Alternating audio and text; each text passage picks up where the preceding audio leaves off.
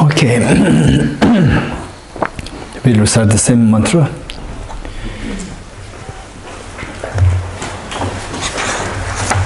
On page number 6.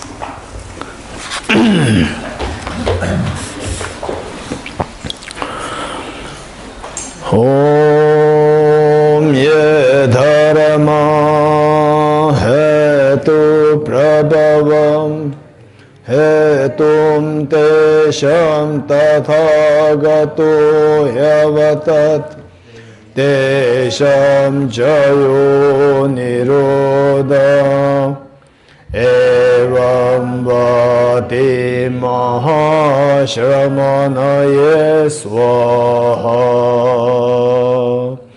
Om ye dharma hetu prabhavam hetum tesham tathagato yavatat tesham chayo nirodha evam vati mahashramanaye swaha.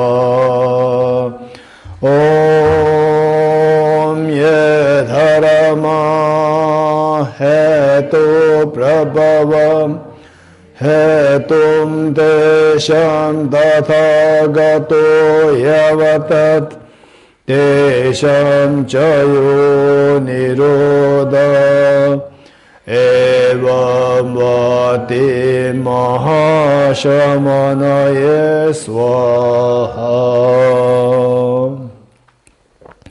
All phenomena arise from causes. The causes are taught by the Tathagata.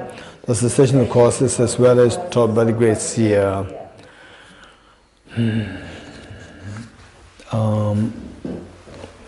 Page 4, refuge in Bodhicitta. Taking refuge and generating Bodhicitta.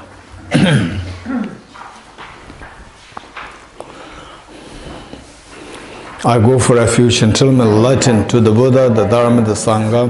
By my accumulations or practice of giving and so forth, may I become a Buddha to benefit all sentient beings. I go for refuge until I'm enlightened to the Buddha, the Dharma, the Sangha. By my accumulations or practice of giving and so forth, may I become a Buddha to benefit all sentient beings. I go for refuge until I'm enlightened to the Buddha, the Dharma, the Sangha. By my accumulations or practice of giving and so forth, may I become a Buddha to benefit all sentient beings. Okay. This morning we were discussing on as to what are the internal factors responsible for the fears, the miseries, dissatisfactions, unhappiness, loss of freedom happening, and how to overcome the internal factors. This is the main question. So for that matter, first what we need to learn is that in the history of the humanity, see if there was someone who was able to accomplish that deed, to get rid of all the fears and to accomplish the infinite happiness. Looking at the history of humanity, we come to realize this history of humanity we can look at from two angles. One from the causal and the other from the resultant state. Looking from the causal state, somebody who's already inspired by Prince Siddhartha. Prince Siddhartha, who is already inspired, wants to know how this Prince Siddhartha traversed along the path. How this Prince Siddhartha, as a young prince, how he left the whole palace at the age of 29, what made him to leave the palace age 29 and eventually succeed to become such an enlightened being. So from the causal state to the ultimate happiness, ultimate achievement, enlightenment. So from the cause to the result. This is one approach. Then another approach was like you have no clue who this Prince Siddhartha was. Suddenly you come to hear that there was one great teacher who everybody was attracted towards, and then you come to you start to explore how he became so great. Okay, this is what happened was that there was the great, in fact, the Buddha Shakyamuni. After Buddha Shakyamuni, there were 7 heirs. 7 heirs, meaning the 7 successors. The successors. The first successor was, anybody who knows who the first successor of the Buddha Shakyamuni was? After Buddha Shakyamuni passing into Nirvana? Yes, Thomas? Mahakashyapa. Yes, thank you. Mahakashyap, he was the first successor, and everybody was expecting Ananda, who was the Buddha's immediate, the most important attendant, to be the successor. But then the Buddha appointed Mahakashyap as the successor of the Buddha Shakyamuni. So how Mahakashyap? Who was Mahakashyap? What made him so special? This was the question.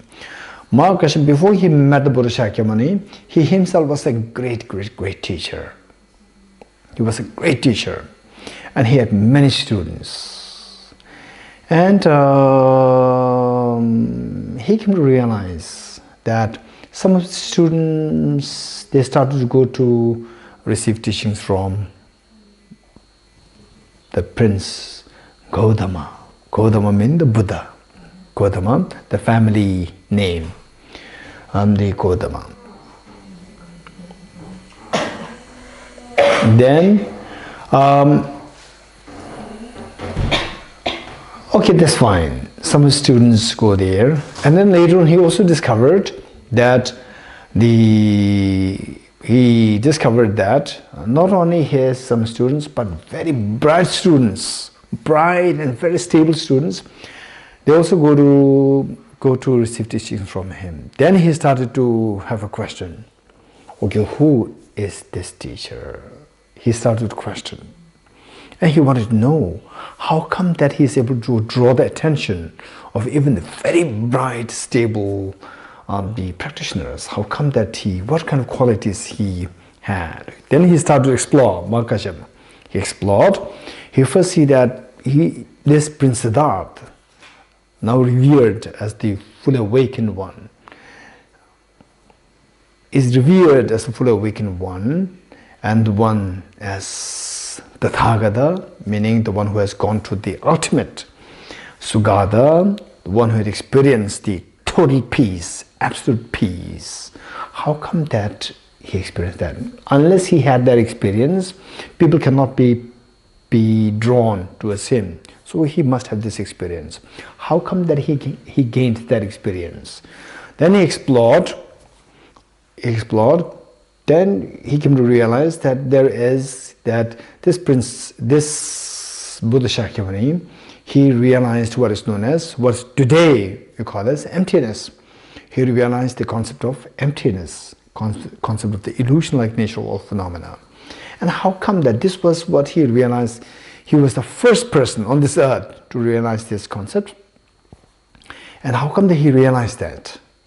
How come that he realized that? Nobody could understand this concept on this earth till he came. And even his 2 teachers also did not realize this concept. And how come that he realized this concept? So then he realized that it was his very strong determination, the wish to benefit all the beings, altruism. Okay. So this altruism was the trigger point for him to discover many more things, eventually for him to become the enlightened one, Tathagata. So this is how this Prince Siddhartha became such an enlightened being. Okay.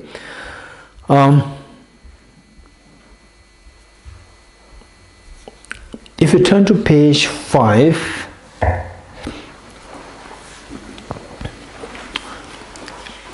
in the middle, do you see this 2 lines which reads, the one who has transformed into the reliable guide, motivated by altruism to benefit sentient beings, the teacher, Sugata and protector, to you I make prostrations. Do you see that?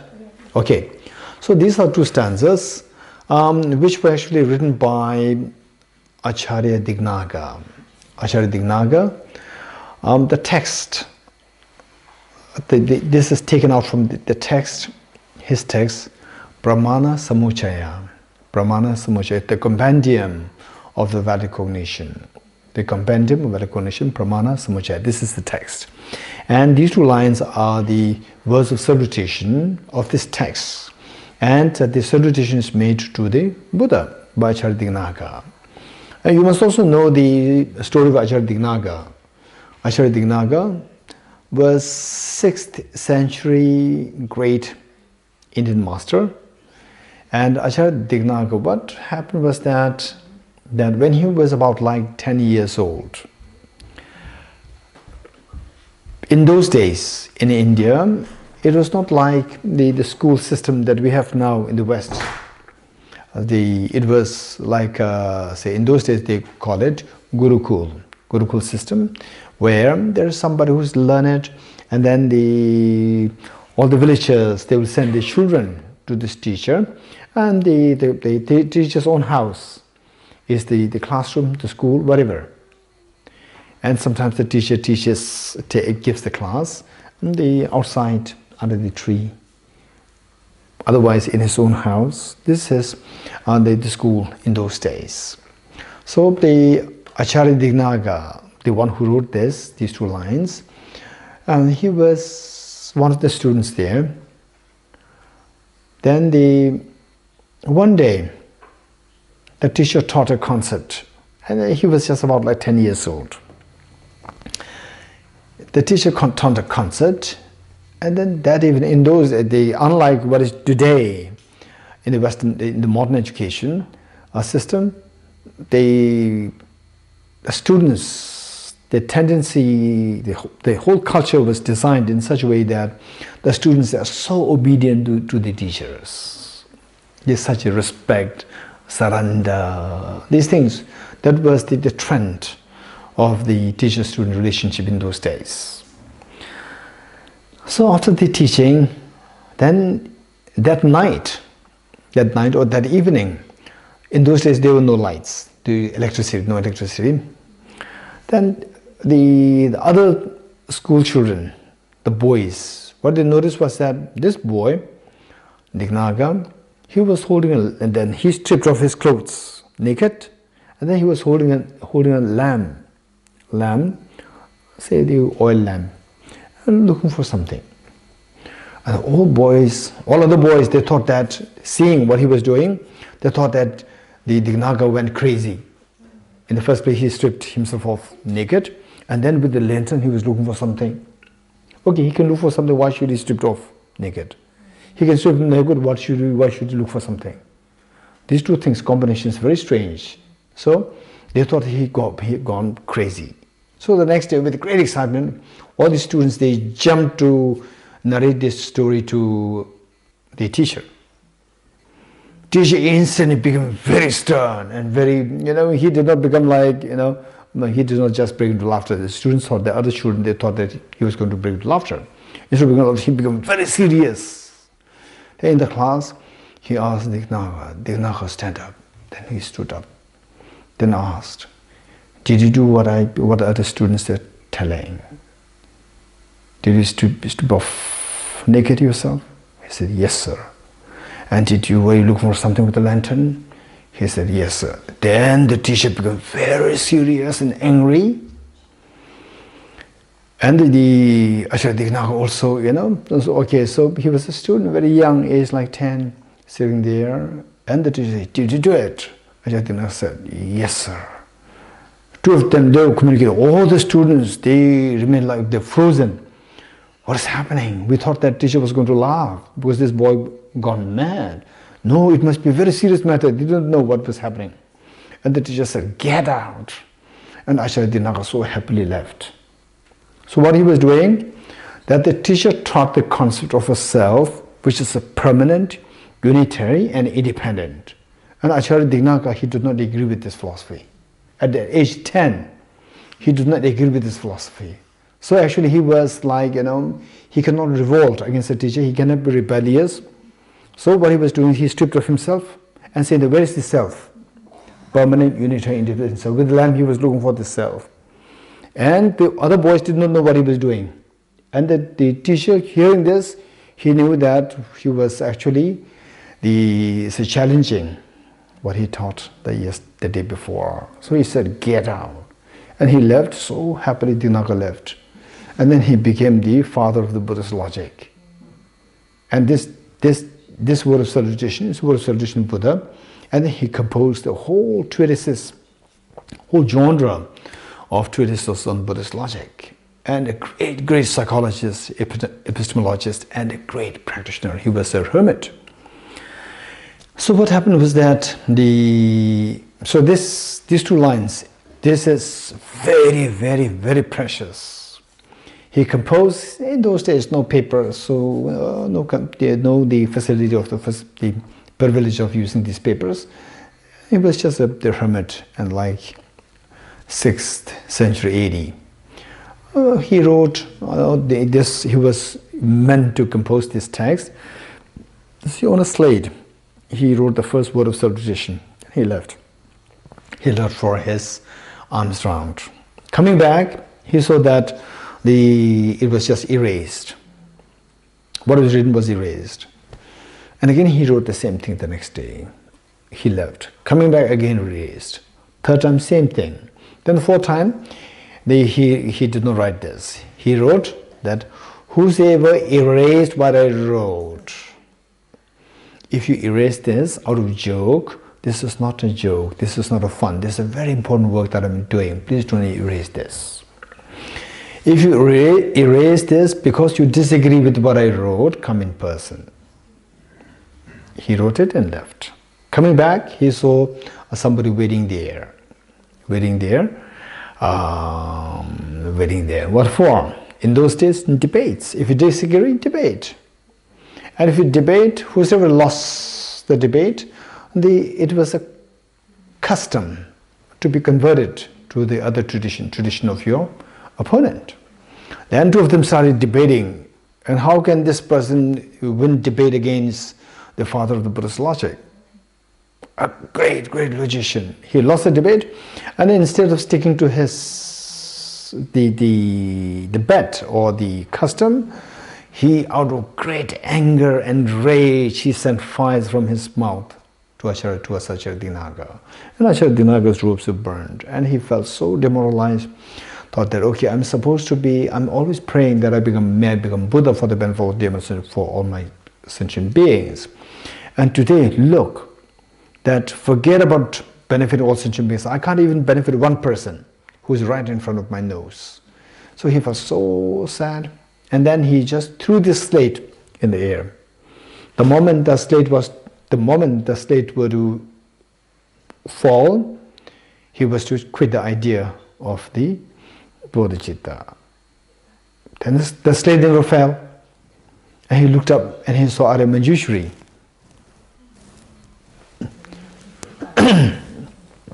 He saw Arya Manjushri, the Bodhisattva of wisdom. On the other side, with Avalokiteshvara, with the 1,000 arms. Yes, Arya Manjushri there, Avalokiteshvara, the central figure. To his right side, to your left side, is Arya Manjushri with the sword. Arya Manjushri was holding the slate in the sky, in the space above. Then Arya Manjushri said, Dignaga, don't feel demoralized. I'm always there to guide you and bless you. Don't feel demoralized. You continue composing this text. This text will become the eyes for the millions and billions of beings in the future to see the light of the reality. You must not stop this. So this inspiration given. So these two lines, and then he wrote the whole text, and of course there are 4 lines, word of salutation to the Buddha, and these 2 lines are the main. Then 7th century AD, this was 6th century AD, of 100 years later, Acharya Dharmakirti, another great logician, Buddhist logician. Then he saw these two lines and he was mesmerized by these two lines. Wow, it's amazing. He was just, these two lines, he could see like whole volumes, he could see. Just reading these two, first two lines, for him he could see volumes there. Then he started to write a commentary on these two lines. Just on two lines he wrote a commentary. And the commentary is known as Pramana Vartika, commentary on Vedic nation. Pramana Vartika. And particularly on these two lines, it was the second chapter, Pramana Vartika. The second chapter, which has 283 stanzas. And two lines became 283 stanzas. And 283 stanzas, if you read, you will not understand anything. Right? For that you need two huge volumes to understand the 283 stanzas. Okay. So this will tell us what is the meaning of a life and how to achieve that. What is the meaning of a life? Fearlessness and infinite happiness. Fearlessness and infinite happiness. Right? Let us learn how to be very precise. Right? Okay, fearlessness and infinite happiness. Okay, if we want this, then how can we achieve this? So we have to know the sound of a clap, which we did this morning, and the two hands symbolizing the two factors, and the sound symbolizing the suffering, the fears of life. And the fears of life, they undeniably, or they arise from the two factors, external factors, internal factors. And of course, one thing that I like to share with you is that we should be very practical, we should be very realistic. Sometimes what happens is that either we become too directed towards outside, or we become too directed towards inside too. The moment you are directed towards these two things in a very extreme form, we are being very unrealistic. The moment we are unrealistic, we will never accomplish our intended goal, intended aspiration. So, how people can become too directed towards outside is that they always blame outside, always blame outside, always blame outside. Never think about inside. This is one extreme. In other words, that is materialism. Excessive materialism. Always looking for external factors or the happiness outside externally. This is one extreme. Another one is going to the other opposite, other extreme of just saying that, oh, all problems, say somebody has a deep depression, or this purely your thinking, there's nothing really the external, it's purely thinking. And somebody is very hungry, or purely your thinking. No, external factors are there. For example, if you are in Finland in the winter, you cannot say that you go out and it's purely your thinking. Temperature 30 what? Minus 30 degrees centigrade is purely your thinking. This is totally unrealistic. Totally unrealistic. But which means that we have to take care of both external factors and internal factors. Meanwhile, we have to acknowledge the reality. The reality is that external factors, we cannot get rid of them completely. In terms of number, the number is just infinite, external factors, number one. Number two, even the conducive factors can become non-conducive. For example, say when you're alone, you say, I'm lonely. When you're with other people, you have what? I have no privacy, right? And if somebody takes care of you, they will say that you're overprotective. And if you don't know somebody taking care of you, nobody loves me. If somebody loves you, there's a problem. You're overprotective, right? This is a problem. So therefore, external factors we cannot really think of getting rid of the complete, but we have to take care of the external factors. Make sure that the external factors, although we cannot reduce them to zero, but we have to take care of the external factors. Try to run away from the external factors as much as you can. Meanwhile, don't think that this is the ultimate solution. This is never the ultimate solution. External factors, immediate measure, long-term measure. Immediate measure, try your best to get away from the external factors to the best you can. Immediate measure. Long-term measure, get into the internal factors. Long-term measure, get into the internal factors. So, immediate measure, get into the external factors to the best you can. Meanwhile, do something to get rid of the internal factors completely.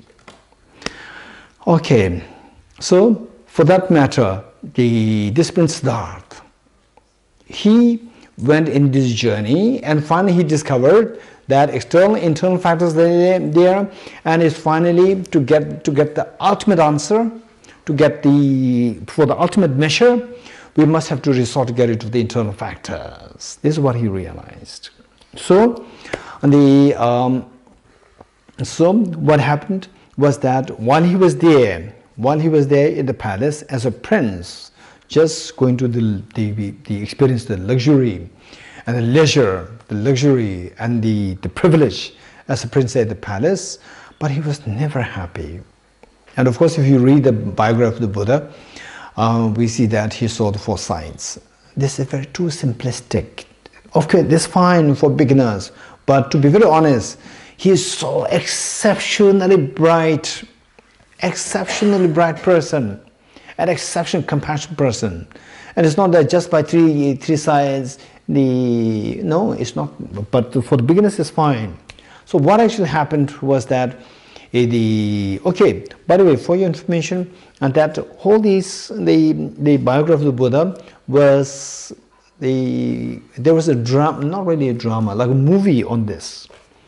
This is, they are called as Buddha episodes. Buddha episodes, yes, Buddha episodes. There are about like 55 of them, 54 of them. It's so wonderfully done, so professionally done, so beautiful done. I would highly recommend to watch these 54 Buddha episodes. There are a number of them, Buddha episodes, Buddha something, with the different titles. Buddha episodes. Okay, that is one. And it has also subtitles. So the main language is in Hindi, Indian language, but it also has English subtitles, so you can get them.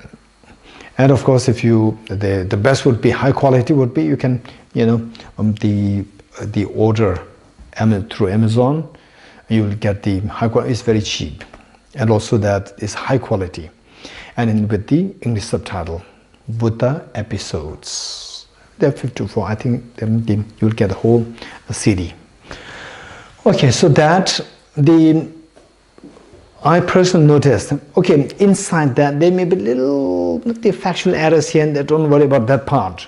The most important thing is to get inspiration of how somebody is to follow this path to look for the fearlessness, state of total fearlessness, and a state of infinite happiness. How to acquire these two states. This is so beautifully depicted in this series, the 54 series, the Buddha episodes. Okay, what happened was that when he was in the palace as a young prince, he was exceptionally bright and exceptionally compassionate. So with these two things intact, he could see exactly what was going in the palace. All the shortcomings, all the problems, how the maids, then the people, the servants, how they were suffering terribly because of the abuse from the royal, the families, all these. So he was not really happy with seeing that there's such a, say, the gap between the royal family and the people who were working for them. He could see this huge gap, and he was never happy with this.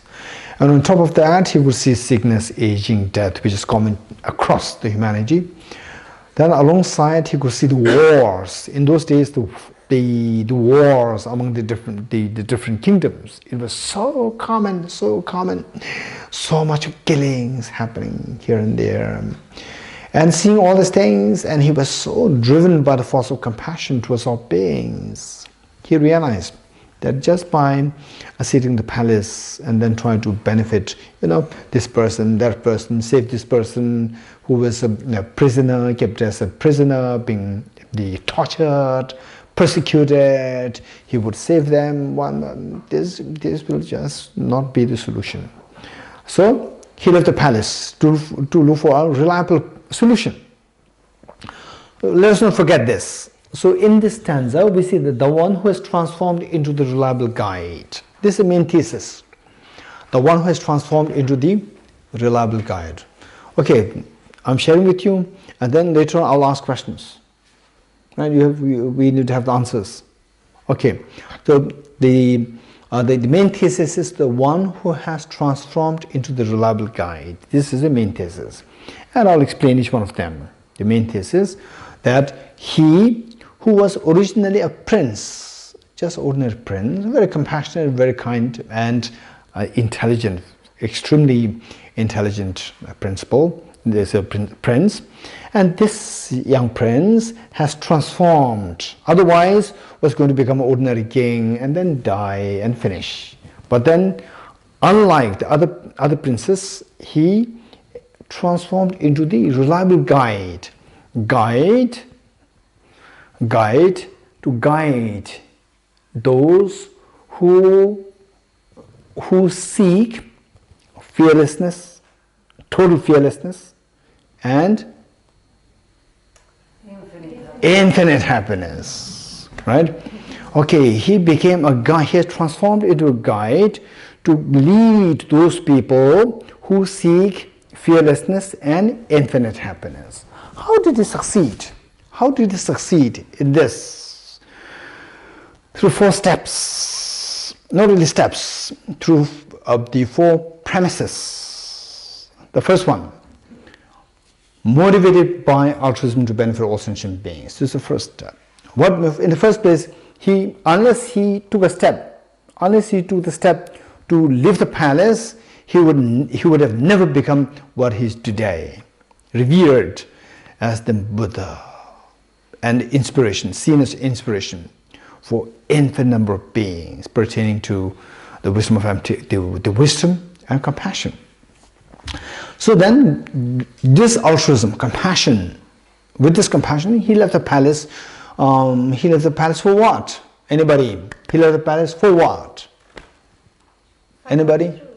Find the truth. Find the truth. Let's say find a solution, right? Okay, even if you may find the truth, but then the truth is, if you see the truth as what Charles Darwin said, that you cannot do anything with the problems. If this is the truth that you have discovered, finish. Right? So he left to look for the solutions. You're getting it? Solution to all the problems of the sentient beings. He left to look for the solutions, not just the truth. Okay, now I've found the truth, I'm lucky one, you poor guys, you have not found the truth. No. Solutions to solve the problems of all beings. Okay. So for that matter, because this is something which he never saw before. He never saw anybody who found the solution. So this is a very new journey. New journey. So first he had to seek help of some teachers. The first teacher that he met, 2 teachers. The first teacher he met was the teacher Allara Kalam. The teacher Allara Kalam was the first teacher. And first teacher, he took the help of the first teacher. Then he that he studied, he practiced under this teacher. And within very soon, within a very short span of time, he got the realization. He himself, this Prince Siddhartha, got the realization, same as the teacher.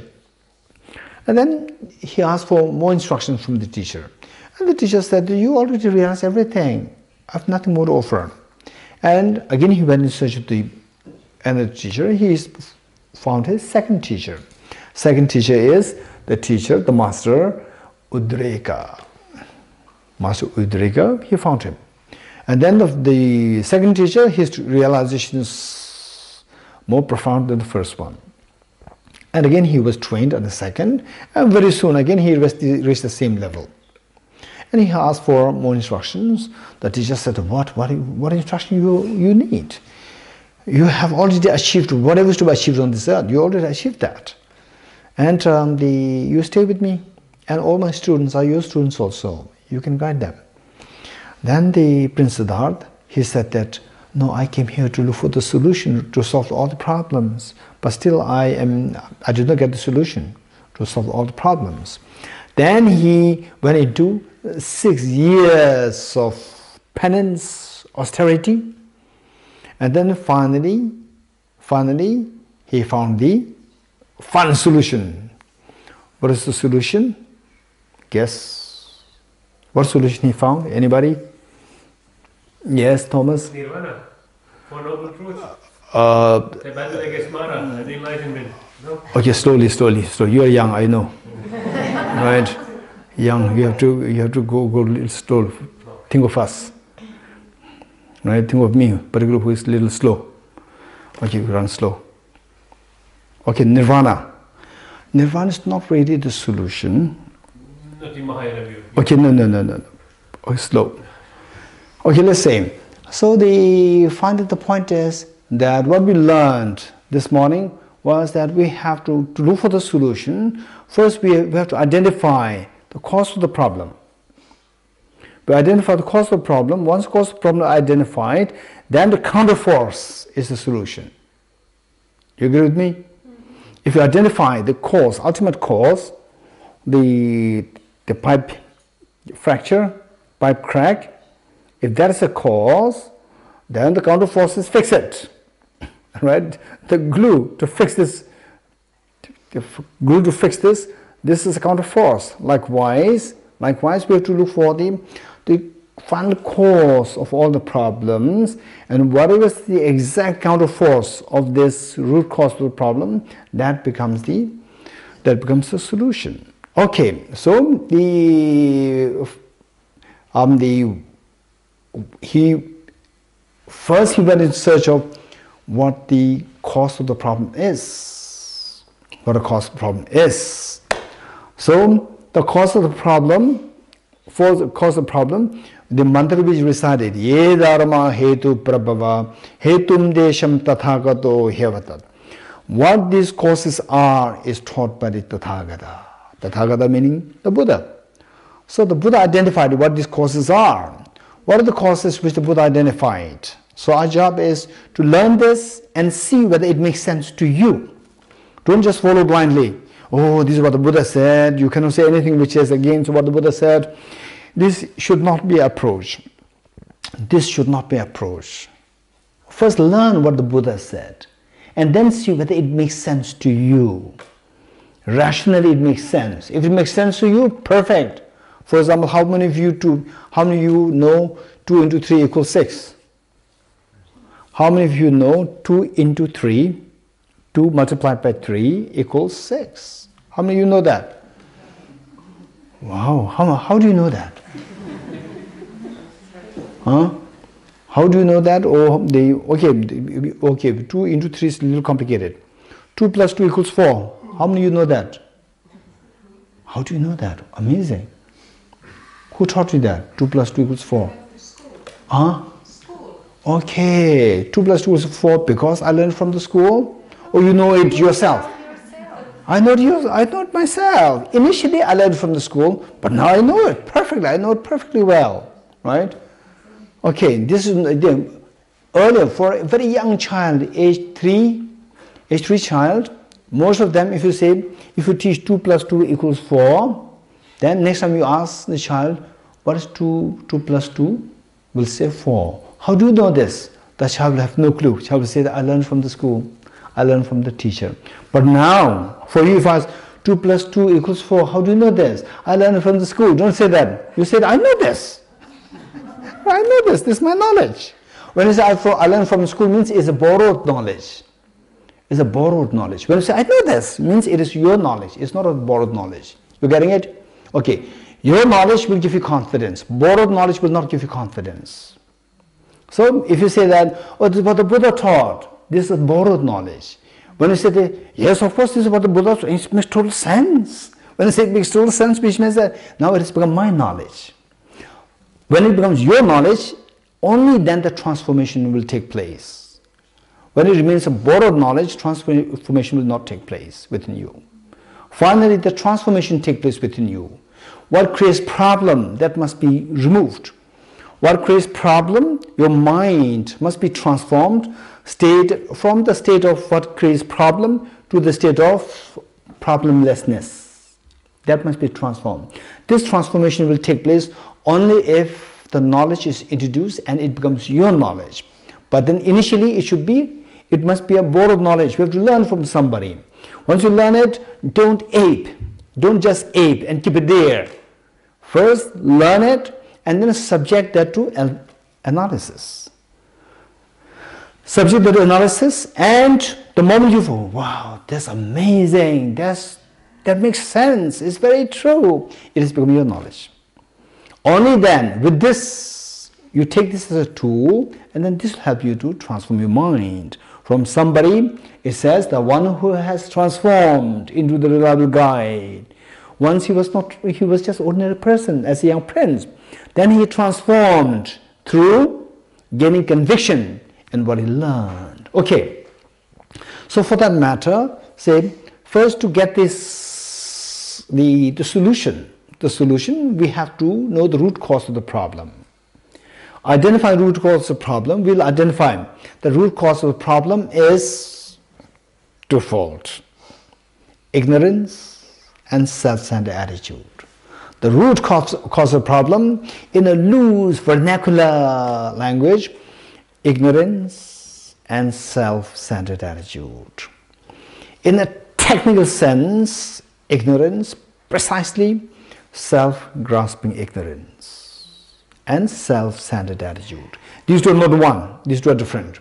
Self-grasping ignorance and self-centered attitude. Okay, so once you identify that the problems, the source of the problem, you asked this question this morning, okay, what question do you have for me? And you said that what are the internal factors and how to remove the internal factors. These two questions came to you. Okay, so the root cause of the problems are the two internal factors: self-grasping ignorance and self-centered attitude. These are the two root causes. So these are two internal factors. When you remove these two internal factors, self-grasping ignorance, self-centered attitude, then of the two hands, one hand is gone. Then you are only left with the external factors. However forceful the external factor is, there is no sound. Sound of the misery stops. So the point is that identifying these two root causes, self-grasping ignorance, self-centered attitude. Once you identify these two causes, then your job is to look for the solution. The solution. So, self-grasping ignorance, self-centered attitude, and let me give an example of the self-grasping ignorance, self-centered attitude. Where are they? Outside or inside? Tell me. Self-grasping ignorance and self-centered attitude, where are they? Outside or within ourselves? Within ourselves. These are the internal factors. These are the internal factors. These are within us. As long as these two are within us, the gold is mixed with the dirt of this self-grasping, ignorant, self-centered attitude. The gold will not glow. Why the Buddha nature inside us, why the seed of perfection within us is not glowing as of now, is because of that is mixed with the two mental dirts, two internal factors. What are the two internal factors? Self-grasping ignorance and self-centered attitude. For the time being, it is your borrowed knowledge. What are the two internal factors? Self-grasping, ignorance, self-centered. This is a borrowed knowledge. This is not your. Maybe who knows? Somebody is already enlightened and coming here just to test what I'm teaching. Right? Who knows? Otherwise, if that is not the case, then for sure you don't know what it is your borrowed knowledge as of now. But we never know. Right? We never know, there might be one or two or three, all of you maybe, just to test, you know. Yeah, we never know. At least For me, I can't say. To me, it's totally obscured. But if you pretend it's so like you don't know, accordingly, I pretend it's so like I'm teaching something, right? We never know. Okay, so the point is that, so our job is to learn how these two, which for the time being is your borrowed knowledge, that internal factors are the self-grasping, ignorance, self-centered attitude. And then later on, one should be able to, one should feel the confidence. One should be confident that, yes, self-grasping ignorance within me, self-centered attitude within me, these are the two internal factors. The moment these two are gone, self-grasping ignorance is gone, the fear gone, self-centered attitude gone, infinite happiness automatically dawns. Right? Finish, your job is done. So the solution lies in the getting rid of the self-grasping, ignorant, self-centered attitude. So how to get rid of that? This question. So for that, okay, tell me. I came here last night, and I'm not too sure whether it's my first time in Finland. Maria, any idea that His Holiness visited Finland between 2005 and the 2009? Yes. When? 2008. 2009. Okay, 2009. 9. Or 8. Eight maybe. I think 8 or 9. Yes. Okay, which means this is my second time. If not, then it's my first time. You told me, Geshe, one time that you came here with His Holiness. So I think it's second time. Okay, so let's say that this is my first time. Anyway, that was, if this is my second time, the first time what I saw was only the teaching hall inside and the inside of the hotel. I did not see the outside. Now I'm seeing the outside, right? So you see that there's a tinge of fear in me. There's a tinge of fear in me. Okay, there's a tinge of fear in me. And then the Henrik says, oh, Geshe, have no fear, because this is tiger-free zone. You don't, there's no tiger there. Is it true or not? Tell me. Hey, is this tiger-free zone or not? It's tiger-free zone. That's true. Is it valid or this is ignorance? It's a valid. But still my fear is there. Still I'm scared. Then Henry comes. Oh, Geshe, why are you so scared? So there's no elephant. Is it true or not?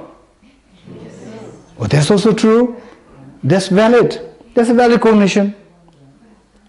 It's not ignorance. It's valid cognition. Still my fear is not gone. How will you help me? Anybody? There's something else there. No, how will you help me? Your job is, don't just tell me there's something else there. But you must help me to get rid of my fear. Tell you why they can't survive here. Huh? I can tell you why those animals can't survive in this climate. Okay, so you're going to tell me in great detail. You give me a whole 1 month lecture. How tiger cannot survive, how elephant cannot. Still, my fear is there. We go in. No, the Henry, you told me that there's no tiger. Anybody else? Huh? Acknowledge the fear. Say it again. Acknowledge the fear. Oh, acknowledge the fear. Still, the fear is there. What to do? Anybody? How will you help me? Investigate. Show you the truth. Huh? Accept it. The truth that the winter is so long night. This is the truth. And the summer is long days. It's truth. Yes, I know all this truth. Still, there's a fear. I will ask you, where does your fear come from? Very good. Fear is coming from inside. What are you afraid of? Yes. Okay, what's your name? Jakob. Jakob said, hey, Henry, your name? Virginie. Huh? Virginie. Virginie. And who others? Who said it? What? There? Anna Maria, right? Then Jacob said that, hey, don't talk all this nonsense, right? Just ask him, what is he afraid of? Right? And then you come, hey Geshe, what are you afraid of? Then I said that I'm afraid of mosquitoes. You're getting it? While all your statements are correct, no tiger, no elephant, right? While they're all correct statements, they're all valid. They're all valid. They're all wisdom. They're not ignorance. They're all wisdom. But the wisdom that is required to get rid of my fear is not any wisdom. It's to a very specific wisdom. You're getting it? Likewise, the ignorance which is responsible for all the fears, this ignorance, the wisdom required is not any wisdom. A very specific wisdom is required. Very specific wisdom is required. Otherwise, you study anything to get rid of fears, your fear will never be gone rid of. Your miseries will never come to an end. So what is that specific wisdom? You have to identify these ignorances. I said the self. What did I say? Which ignorance? Self-grasping ignorance. Explain me, what does it mean, self-grasping ignorance? Very ignorant. Sorry? No, okay, please explain. Very good. What exactly is self-grasping ignorance? So this, I'm here to explain it. Okay. So let's say, whatever is the self-grasping ignorance is, the wisdom that you're going to introduce must be something which is directly in opposition with the self-grasping ignorance pertaining to the object of apprehension. Say, if I say that if my self-grasping ignorance says that, oh, there must be a mosquito here, malaria mosquito here, then the wisdom must be, wisdom to get rid of this fear must be, wisdom to say that there's no malaria ignorance, there's no malaria mosquito, right? There's no malaria mosquito. Only then this fear, there must be a malaria mosquito, this fear will go away. Whereas my fear is, oh, there must be a tiger, then usually the wisdom must be, wisdom to say that there is no tiger. Whereas if the fear that I have is that, oh, there must be elephant here, then the wisdom must be, the wisdom to say that, don't worry, there's no elephant here. You're getting it? Okay. So the point is that the wisdom, there are so many kinds of wisdoms. There are so many kinds of wisdom. Of these, the wisdom that is required is the wisdom which is directly in opposition with the ignorance pertaining to the object of apprehension. What the ignorance apprehends, wisdom must be able to say that that is not true, it's the opposite. You're getting it? The ignorance says that things exist objectively, things exist real. The wisdom must be able to say that that's not true, things don't exist as real, things don't exist objectively. Okay, so still the question, what's your name? Kairi.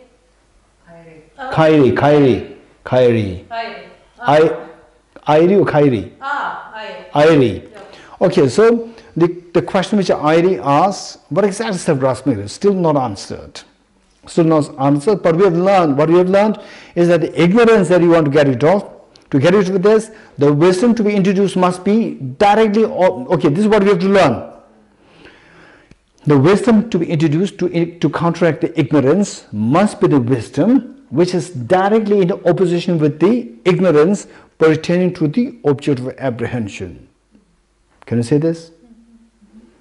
Okay, what is that wisdom? What wisdom should be introduced? The wisdom which is directly in opposition with the ignorance pertaining to the object of apprehension. Okay, if the ignorance says that, oh, what a beautiful chocolate. You look at this, and ignorance says, what a beautiful chocolate. How? Finland has beautiful chocolates like a flower. Beautiful chocolate. Then you say, no, this is not a chocolate. This is not a chocolate. Right? I say that this is a chocolate. This is ignorance. And your wisdom should be so, your wisdom should not say, this is not a tiger. You're getting it? I said this is chocolate. No. This is, you are saying what you're saying is wrong. This is tiger. This is not a tiger. Don't say this. What should you say? When I say this is chocolate, this is ignorance. So how to get rid of this ignorance? You have to be able to say that this is not a chocolate. You're getting it? This is very important. Okay. With this in mind, so the question is, what exactly is self-grasping ignorance. Okay. Before we go there, what exactly self-grasping ignorance? So let's say that the Buddha this Prince Siddhartha went in search of after identifying the self-grasping ignorance as a cause of suffering, then he went in search of this solution to solve this problem. So the solution should be a wisdom. For example, what we learned this morning? What we learned this morning? For example, let's say that we are so keen to read a book, and then in the night there's a total power cut, and it so happens that it is in the winter, not in the summer. In the summer, even in the 12 like midnight, still there's light, right? In the summer, yes. In the winter, no light. If there's power cut, then generally there's no light. Then you have to read a book. What should you do? There's power cut. Buddha, please remove the darkness. If you pray this, the Buddha will be very sad. What a stupid follower. Right? Whereas if you light a candle, the Buddha will be very happy. What a bright follower. Amazing. Right? Buddha will be so happy.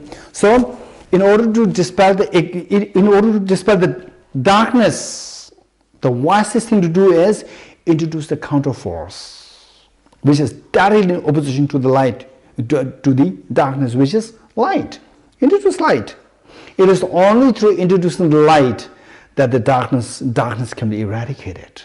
Likewise, it is only through introducing the light of the wisdom that the darkness of ignorance can be eradicated. This is what to be done. So, what is the second? So here we said that the one who has transformed into the reliable guide. The first line is the main thesis, that wow, he's a reliable guide. I'm so lucky that I found a reliable guide, the Buddha Shakyamuni. I'm so happy that him. So what made him a reliable guide? Through 4 premises. What is the first premise? The first premise is that he was driven by the altruism. What he says? Motivated by altruism to benefit sentient beings. With altruism, then he went in search of solution. So what is it? Number 2? The teacher. The teacher. Number 3, Sugata. Number 4, protector. Okay. The 5 points we have to know. The first point is the thesis, the main thesis that we want to know. And the remaining 4 points are the premises. The premises which help us to understand the thesis, which help us to discern the thesis or establish the thesis. So the main thesis is that this Prince Siddhartha, we are looking for a reliable guide, somebody who can guide us to fearlessness and the infinite happiness. And who is this guide? You browse through the history of humanity, you found one Prince Siddhartha. So Prince Siddhartha is one who reached that level. But how do you know that he reached that level? So the reasonings that employ, they are four reasonings. What are the 4 reasonings? What are the 4 reasonings? Number 1, altruism to benefit all sentient beings. Number 1. Number 2, teacher. Number 3, Sugata. Number 4, protector. Okay, these are the 4 reasons on the basis of which we become very confident that this Prince Siddhartha had transformed into the reliable guide. So therefore, now we have found the reliable guide. This is how we should approach. Now the 4 premises, how these 4 points work as a reason for us to gain conviction that the Prince Siddhartha has transformed into the reliable guide. Number 1, he went in search of he was motivated by compassion. This compassion made him to look for the solution. So this solution, he was to teach the beings, the teacher. Number 2 is teacher. Teacher meaning that he should teach the solution to all the beings. You agree with me? Good. What was he to teach? He was to teach the wisdom of emptiness. The wisdom which is directly in opposition with the self-grasping ignorance. The wisdom of emptiness. This is what he should teach. Okay. Now before he teaches this, how many of you know that the antibiotics the medicines. When the medicines were invented, then the people first they have to experiment it to see the efficacy of the medicines. How many of you know that? Raise your hands. Okay, it's so obvious, right? Without experimenting, how can you be sure that it may kill you rather than heal you? So you have to experiment it. So this Prince Siddhartha, what he did was that he got the medicine. He got the medicine, which is the wisdom of emptiness. He got the medicine to heal the problems. So before he actually went out to teach, he experimented it on himself. He experimented on himself. You know that the person who invented the antibiotics for the ulcer problem, he first experimented on himself. You know that? Do you know that? How many of you know that? Yes, this is a fact. What he did was that he invented this, and then what he did was he said that all this ulcer problem is not just, you know, what people believe is because of some bacteria. So first what he did was he consumed the bacteria himself. He consumed the bacteria, and all the indications of the ulcer started to happen to him. When that happened, people are seeing that, and then he started to take the antibiotics, and the problem is gone. So he experimented this on himself, the efficacy, to prove the efficacy of this. He experimented on himself. So the Prince Siddhartha, what he did was he found the medicine, which is the wisdom of emptiness. So this wisdom of emptiness, okay, this medicine, but I have to experiment it on myself first. So he experimented that on himself. Okay, this connects us. This invariably takes us to the next point, which in the mantra, Ye Dharma Hetu Prabhava, Hetum Desham Tathagato Hyavatat. What the causes of the suffering are is indicated by the Tathagata. So what are the causes of suffering? What are the causes of suffering which the Tathagata indicated? This question. So this is very beautifully, of course the Buddha taught it very clearly in the form of the 12 links of dependent origination, which is there towards the end of the book.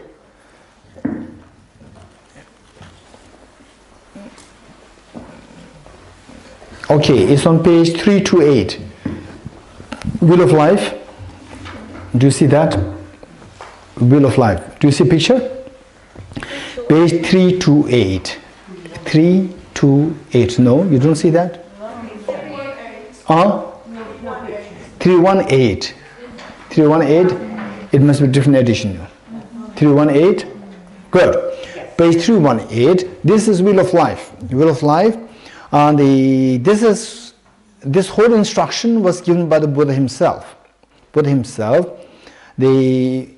Of course, I will not get much time to explain in detail about this, but I'm going to give how all this is beautifully summarized by Arya Nagarjuna.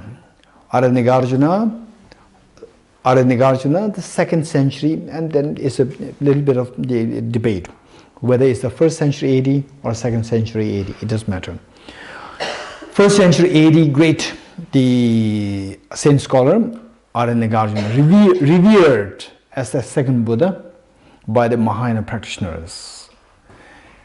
So what is said in his text, the fundamental wisdom of the middle way. The fundamental wisdom of the middle way. In this text,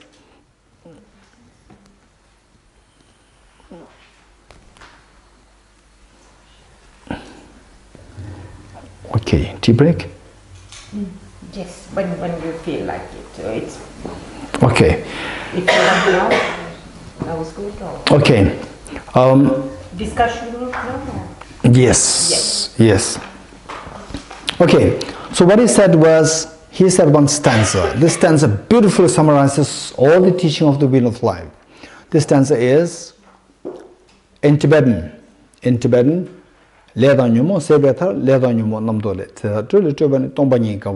English, Cessation of karmas and afflictions leads to nirvana. Karmas and afflictions arise from distorted conceptions. Distorted conceptions in turn conceptions arise from elaboration of self-grasping ignorance. Self-grasping ignorance ceases through the wisdom of emptiness. This is what Aranyagārjuna said. Okay, tea break. Okay, we'll recite the Heart Sutra mantra. Heart Sutra, which is of the, maybe again, there may be difference in page number. Heart Sutra, page number? Huh? Huh? 89. Page number 89. The mantra. 29. Page number 29. Just the mantra. Just the mantra. We'll recite the mantra 3 times. Page 30. Page 30. The mantra. Just the mantra. We'll recite 3 times. And of course, we need to know the meaning of this mantra as well. Deyata Om Gati Gati Paragati Parasam Gati Bodhi Swahatyatha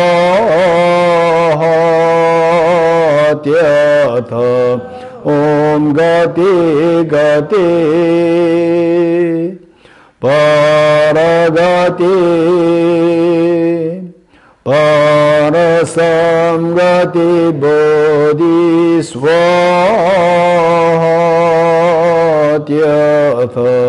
Om Gati Gati Paragati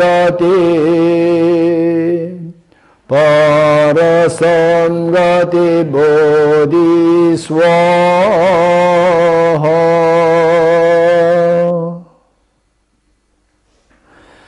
Okay, tea break.